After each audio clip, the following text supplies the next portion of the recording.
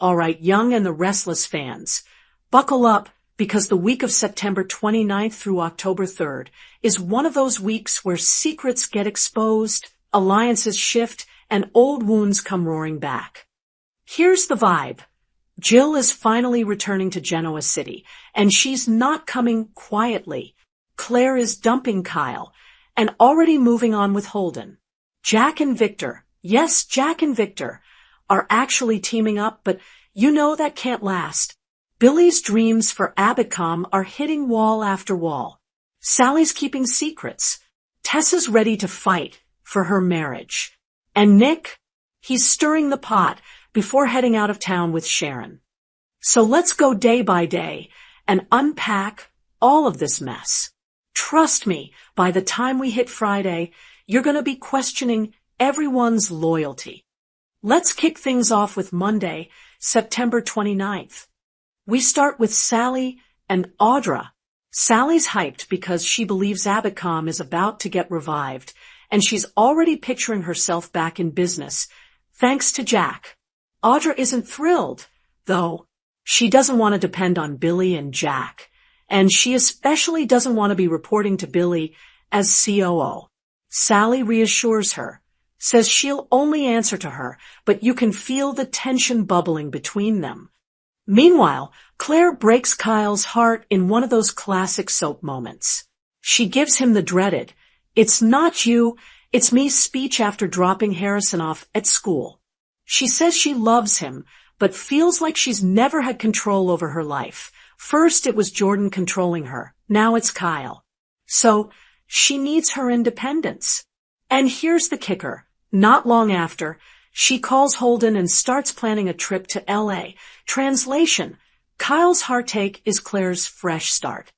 Over in the Newman camp, Victor, Nikki, Nick, and Victoria are strategizing. They're dealing with the fallout of their failed blackmail attempt against Kane.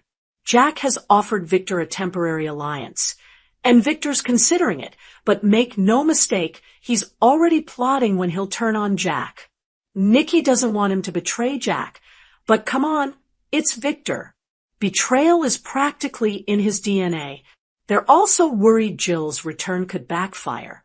She hates Nikki, she might side with Kane, and if Billy finds out Jack and Victor are teaming up, expect fireworks. And speaking of Jill, Jack gets on the phone and begs her to come back. He wants her to help deal with Kane and Billy, but Jill's furious with Billy for icing her out during the Chancellor deal. Jack also calls her out for being too soft on Kane. Then we've got Billy himself marching up to Jack and asking for funding for Abitcom.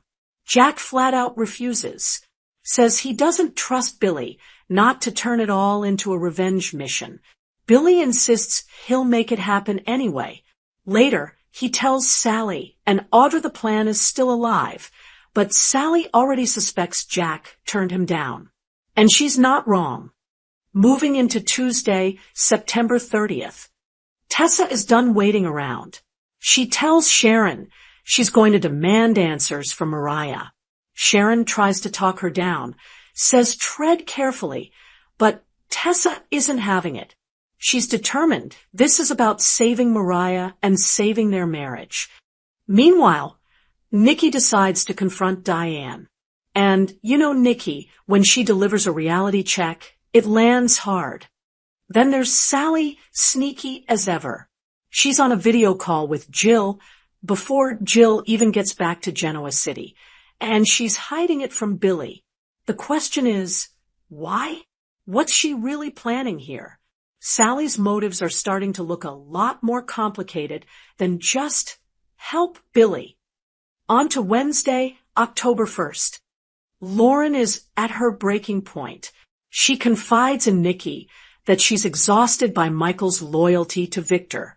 She's terrified he's getting pulled back into Victor's orbit, and you can hear the frustration in her voice. She's basically begging Nikki for reassurance, but Nikki's got her own hands full. Meanwhile, Jack tries to get more info out of Victor about the plan against Kane, but Victor being Victor, he keeps everything close to the vest. Secretive, smug, and enjoying the power play. Now, let's talk Thursday, October 2nd. We've got Amy and Lily bonding, and this could be interesting. If Lily becomes a positive influence in Amy's life, it might push Audra out of that role entirely, which would make Nate very happy. Speaking of Audra, she's not done yet. She begs Nate for another chance, but come on, Nate's over it. Expect him to shut her down hard. And then the big one, Jill finally arrives in Genoa City. She's ready to confront Kane for stirring up trouble and Billy for freezing her out. Jill's whole vibe is, I'm here to get a grip on my boys. And the anticipation is building, especially for her first face-to-face with Sally. That showdown could be dynamite. Finally, Friday, October 3rd. Jill and Billy go at it. It's raw, it's emotional, and it reopens old wounds. Billy's still furious about the Chancellor's sale, still jealous of Kane, and there's no warm reunion here, just more bitterness. At the same time, Jack and Victor finalize their plan to take down Kane. This alliance is shaky at best, but for now, it's happening. And then Nick decides to drop a bomb on Adam and Chelsea before he leaves for LA with Sharon. What's in that bomb? Likely news about Victor's alliance with Jack, plus his and Sharon's plan to help Noah with his new club in LA. Nick stirring the pot right before heading out of town. Classic Newman move. So let's zoom out. This week is all about shifting alliances and hidden motives. Claire dumps Kyle, but she's already moving on with Holden. Jill's return shakes everything up, but we still don't know whose side she's really on. Jack and Victor are teaming up, but you just know betrayal is on the horizon. Sally's scheming behind Billy's back, and it's raising red flags. Tessa is ready to fight for Mariah, but can she actually save their marriage? Audra looks like she's out of second chances. And Billy? He's as unpredictable as ever.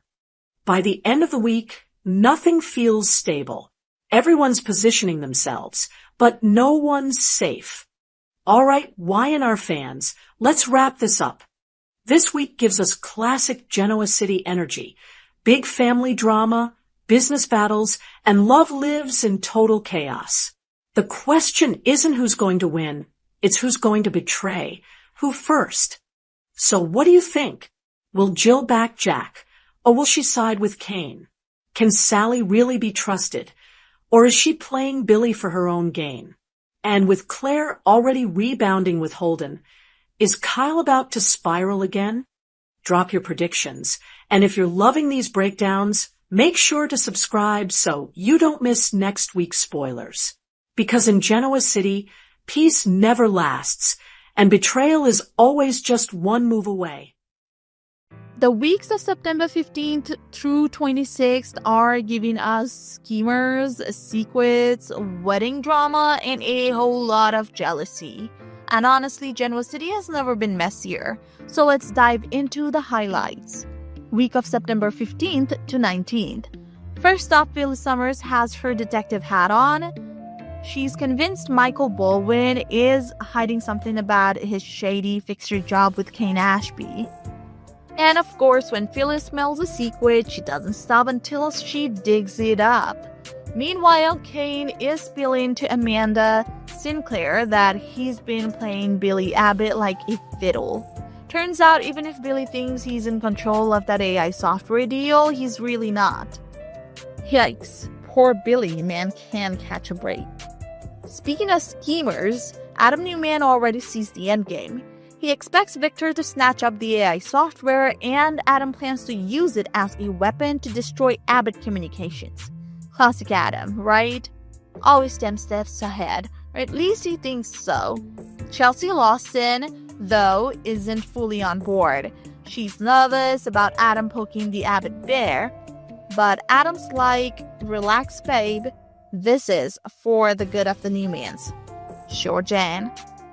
Back to Kane because, wow, he's busy. He's pushing Billy to patch things up with Jill Abbott, all while working his charm on Lily Winters.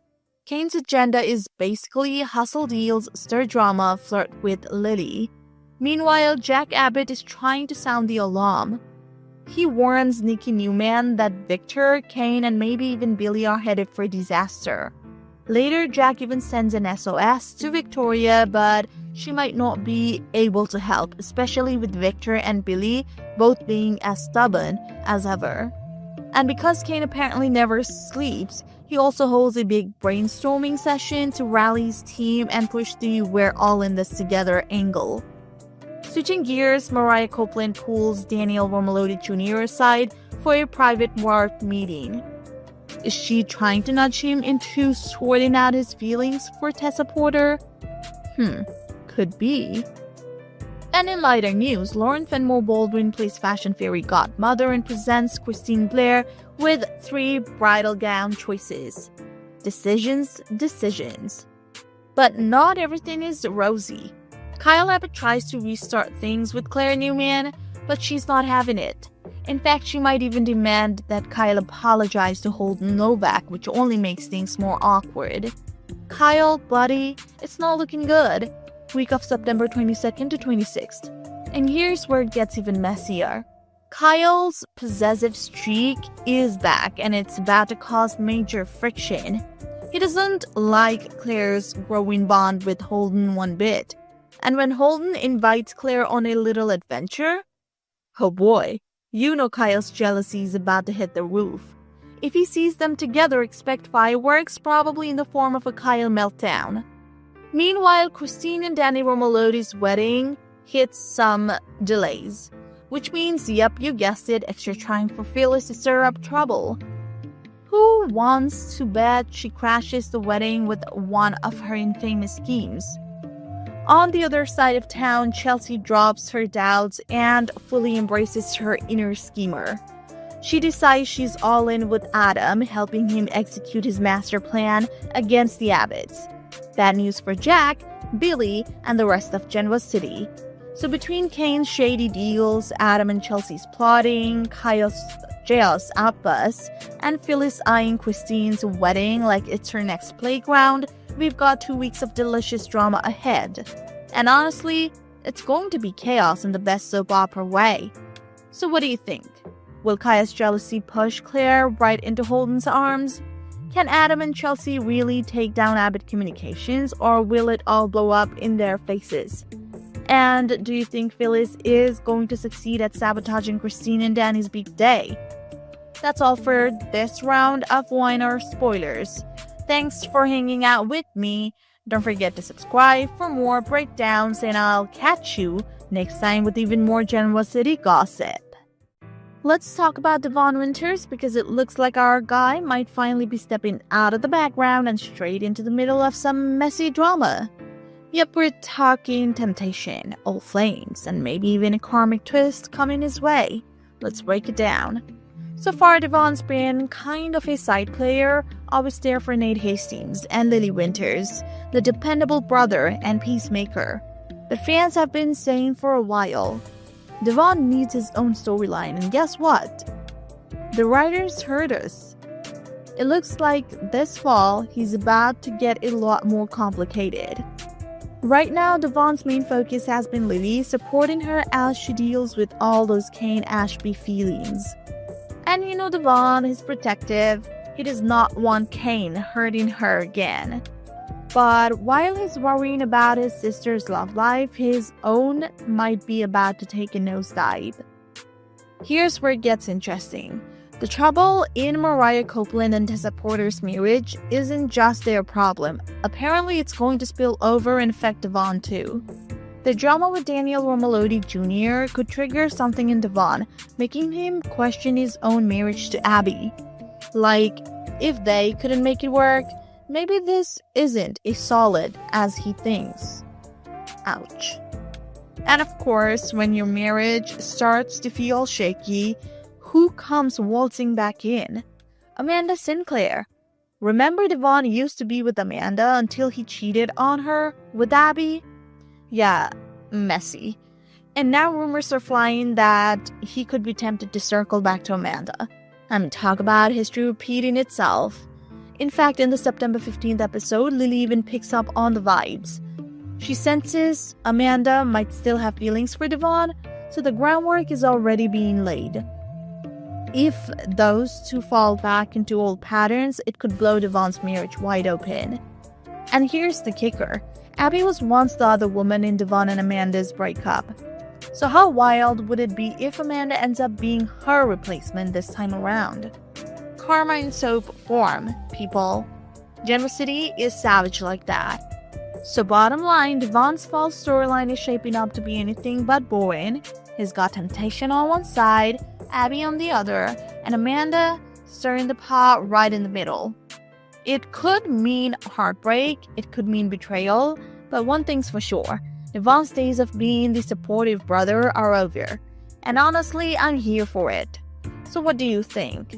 Should Devon risk it all and fall back into Amanda's arms, or should he fight to keep his marriage to Abby solid? Let me know, because I have a feeling the storyline is going to divide the fan base big time. Alright guys, that's it for today's Y&R Tea. Thanks for hanging out with me, and I'll see you next time with more juicy spoilers from General City. General City is about to explode with drama. We've got Kyle Abbott on the verge of a breakdown, and believe it or not, Victor Newman and Jack Abbott are circling a potential alliance.